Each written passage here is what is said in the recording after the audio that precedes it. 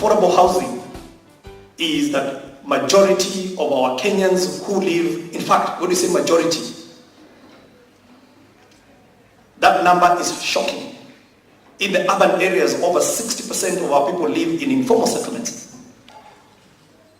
So that is the advent of affordable housing. So I'm sure the professors and whatever can come and give you a more scientific description of what affordable housing, but that is what goes to the heart of affordable housing. So, of the Big Four, agenda. Now, affordable housing. There is a report that was done by the World Bank, which is titled Unaffordable and Unavailable. And we've used that report, which has done quite a bit of a deep dive, and given that you are embarking on an assignment where you will give some feedback. It is one report, and I know my director of housing is here. She will be more than happy to ensure that you do get a copy of that report. It is a fantastic report that diagnoses what our issues are.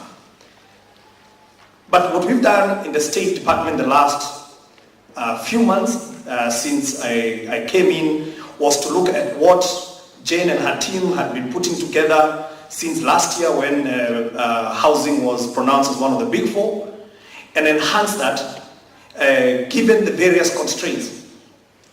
Now, you all know that we have a very limited pass. You saw the budget last week, and there's still a lot of noise about the budget that was passed last week. There are many competing interests. And the biggest assignment that was given to me by His Excellency was, how can we deliver 500,000 houses with a limited budget and without bankrupting the state? Simple as that. And that means we had to sit down with Jane and her team, enumerate how much is this program going to cost. And the numbers we got was about 2.7 trillion shillings. That is the cost of this program, 2.7 trillion shillings over the next 5 years. Now, this year's budget was 3 trillion shillings. So you can imagine, once you start to gauge the magnitude of the assignment ahead of us. So, this is a tough assignment. It is a monstrous assignment, but we are up to the task. We are excited because fixing this pillar is not just about 4 walls and a roof on top of we are providing to Kenyans. It goes deeper than that. It's about even healing our own politics. Every so often, every 4 years or 5 years when we go to elections, this country almost burns or comes to an end, to a bitter status. Why? We may theorize and say it's because of tribes. No, there's only 2 tribes in this country. It's a tribe, a small one, that the majority feel that this is the tribe that owns this country, and the majority who feel they do not have a stake in the country. And that is why it is easy for someone to go burn a property, because they don't feel that they have got a stake. They don't know what ownership is all about. So we must put it at the back of our minds that fixing housing is more than just 4 walls and a roof. But there's something else. If you think about 2.7 trillion shillings coming into the economy, think of the endless possibilities of what that is going to do to our economy. In the next 5 years, we should not be talking about informal sectors, jua kali.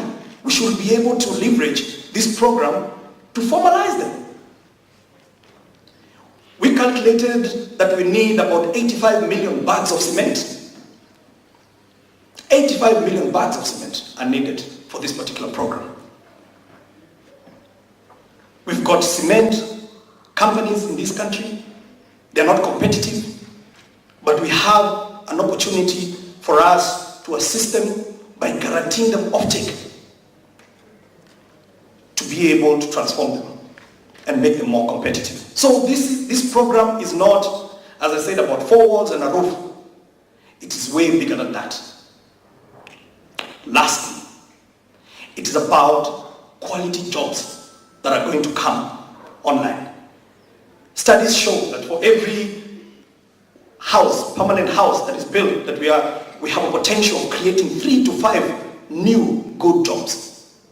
Now, most of you, I'm sure, from your maths, if you calculate that our target is actually not 500,000, and I'm going to quickly get to why 500,000 and the million, is we have a potential of creating 3 million new jobs.